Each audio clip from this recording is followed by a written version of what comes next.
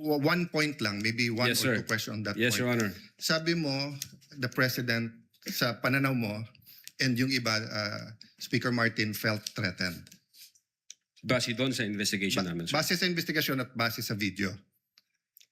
Base sa video, sa investigation, at sa ibang testimony. So if they felt threatened, that means tingin nila totoo yung sinabi ni VP Sara na patayin sila. Kasi they wouldn't feel threatened if they don't think na she meant it, na patayin silang tatlo, right? In our investigation, they trinato nila yung utterances as seryoso. Yes, At so banta they ito. won't feel threatened unless tingin nila seryoso yung threat. According to them, seryoso yung threat, Yes, sir. okay. But the threat was, pag pinatay niyo ako, papatayin ko kayo. So kung hindi naman nila sila balak patayin, why would they feel threatened? Unless you're saying now, you think, balak nga nilang papatay si Vice President. Actually, sir, ito, from the point of view of law enforcement like us, yun nga yung naging alarming na issue dun na sa amin, sir. Sa No, amin po. I agree. I'm also, Mr. Vitessa, I'm also alarmed with the language, with saying that. I'm alarmed with what's happening in our country, in flood control, etc. But that's not my point. My point is, in your investigation, para maging grave threat, kailangan yung party na trineten feels threatened. Pero ang sinabi ni VP Sara, pag pinatay ako, patayin silang tatlo.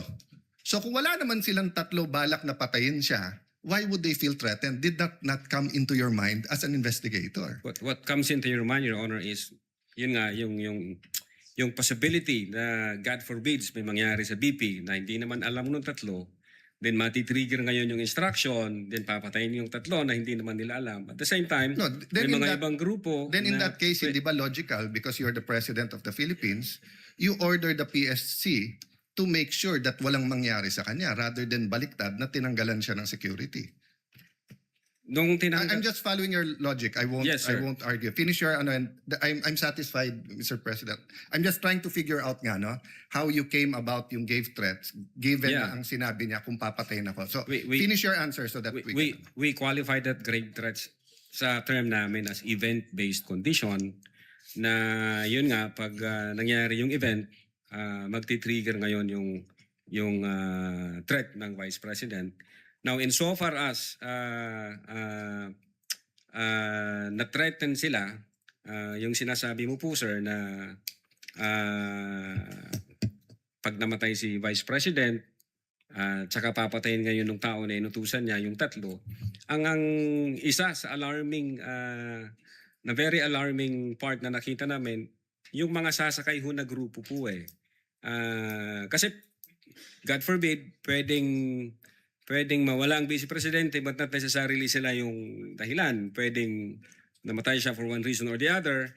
And then, ang impression na ng marami, ang may kasalanan nito, yung tatlo. So, again, magkakalabo-labo na yan. May sasakay na sa issue, thinking na pag pinatay nila yung tatlo, ang sisisihin ngayon yung kampo ni Vice Presidente kasi may utterances na ginawa ang Vice Presidente to that effect. So, yun ho yung sa investigation namin. Now, insofar as pumasok ho yung elements ng grave threats, yeah, we believe na pumasok yung elements ng grave threats kasi nasatisfy ho lahat ng elements ng grave threat based on the revised plan. I'm assessing your answer, but malayo na malapit yung sagot mo dun sa triggering events ha. Kasi parang logical, di ba? Dahil sinabi niya yon, baka may gumawa. Hindi nga mag-trigger, papatay sa kanya. So para ma-trigger na patayin ang Pangulo, you're saying that VP Sara is asking other people to kill her so that they can kill Marcos. Di sana sinabi na lang niya, patayin niyo si Marcos. Sabi mo i-trigger, but anyway, I'm trying to process, but hindi logical yung sinabi mo that event will trigger. Because the event that will trigger the assassination on the tree is the killing of the Vice President. And the Vice President will not tell people, kill me so that you kill them. Precisely, Your Honor. Ang death kasi, for instance, mamatay yung Vice Presidente, it does not necessarily follow na yung tatlo yung nagpapatay base doon sa utterances. Pwede kasing mamatay yung Vice Presidente for one reason or the other. And again, since walang makakalam kung sino ang pumatay dyan, ang impression ng mga tao ngayon, matitrigger ngayon yung instruction. Pag na-trigger yung instruction, pwede na ngayon sumakay yung iba-ibang grupo thinking na kahit mabulilyaso ang sisisihin dito ang Vice Presidente kasi nga may appearances na ginawa ang Vice Presidente in public. From the point of view of law enforcement, ang gulo nun, Your Honor, matter of national security po yun. It's a matter of national security.